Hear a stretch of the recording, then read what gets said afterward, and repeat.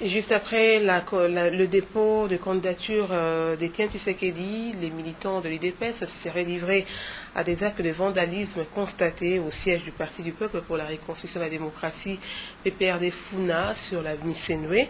Les témoins trouvés sur le lieu pointent d'un doigt accusateur de militants incontrôlés de l'UDPS, bâtiments saccagés et mis à sac des véhicules brûlés. Voilà les bilans. Plus de détails avec Elvis Noir.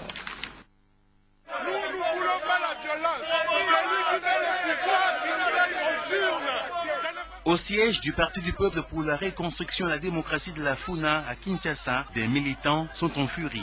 Pardon le vide, mais la manifestation du ras-le-bol. Le siège a été saccagé par des personnes non encore identifiées, mais les victimes et témoins de l'incident évoquent l'intolérance politique des militants incontrôlés de l'Union pour la démocratie et le progrès social, UDPS. Le cas de Dunia Kilanga, député provincial élu de Kinshasa, il est victime et témoin primordial.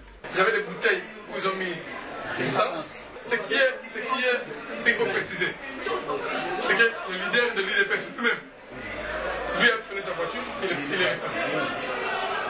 Et il faut dire qu'ils sont entrés jusque dans la parcelle. Oui. Donc c'était du feu. Sur le toit.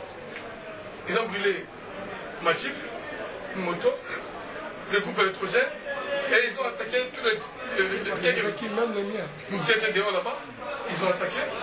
Dans le chef des militants et partisans du PPRD, la nervosité a monté d'un cran pour plus d'un. Il fallait se référer à la loi d'Italien, œil pour œil, dent pour dent.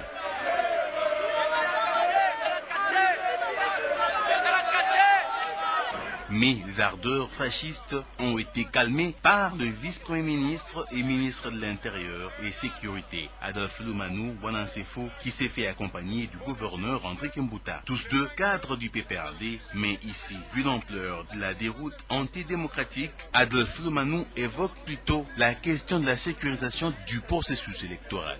Nous avons l'obligation d'assurer la sécurité, la protection des personnes et de leurs biens. Et quiconque voudra nous rencontrer sur ce chemin, décider à troubler l'ordre public, à perturber les processus électoraux, va nous trouver sur ce chemin. Les dégâts sont expressifs, les effigies et emblèmes du PPRD brûlés, des voitures aussi brûlées et cassées. Quant au siège, il a été mis à sac, on compte même des sévices corporels, très remarquables. Bref, la qualification de l'intolérance démocratique.